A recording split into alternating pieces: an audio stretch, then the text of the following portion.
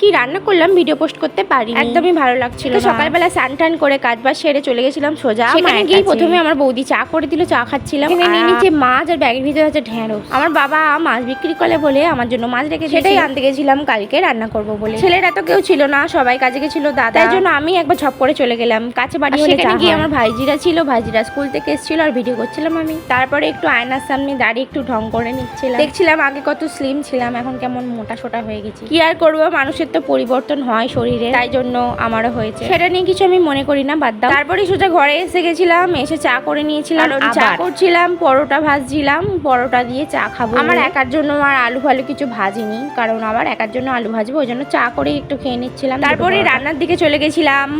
কদিন বৃষ্টি দিয়ে আবার এত গরম ফেলেছে, মানে কি বলবো। তারপর খেয়ে নিয়ে আমি রাইমাও স্কুল থেকে চলে এসেছিল হিয়া মানে আমাদের একটা খুঁড়তুতো চায়ের মেয়ে, তাকে চকোচ দিয়েছিলাম শুধু, আর আমার মেয়ে খাচ্ছিল দুধ চকোচ। তারা দুজনে খেলনা নিয়ে খেলছে বিছানায়। তো তারপরে করে নিয়েছিলাম শাক ভাজা। এখন দু রকম শাক আছে, কলমি শাক আর বর্মা শাক একসঙ্গে ভেজেছি। তারপরে ছিল করলা, গোল গোল করে ভাজবো, তার জন্য নুন মাখিয়ে রেখেছিলাম।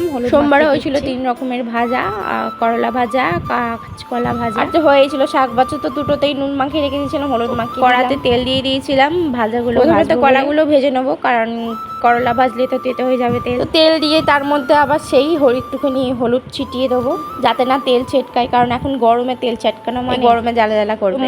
আমার বাবা যে মাছগুলো দিয়েছিল সেইগুলো ভেজে নিয়েছিলাম, ওখানে মুড়ো ছিল সেগুলো ভেজে নিয়েছিলাম। পটল আলু দিয়ে তরকারি হবে। আর দেরি হয়ে যাচ্ছিল বলে আর একদিকে বসিয়ে নিয়েছিলাম খোলা, মানে যেটাকে চোকলা বাটা বলে, এতে অনেক রকম চোকলা আছে, সেটা আর বললাম না। গরম ভাত দিয়ে কিন্তু দারুণ লাগে। এখানে কলা ভাজা আর করলা ভাজা হয়ে গেছিল, অল্প অল্প করে সবাই মিলে খাবো। ওদিকে চাটনি হয়ে গেছিল, মানে আগের দিনে চাটনি ছিল, এটাই বার করে রেখেছিলাম। সাথে তো ভাত আর ঢেঁড়স ভাতে হয়ে গেছিল।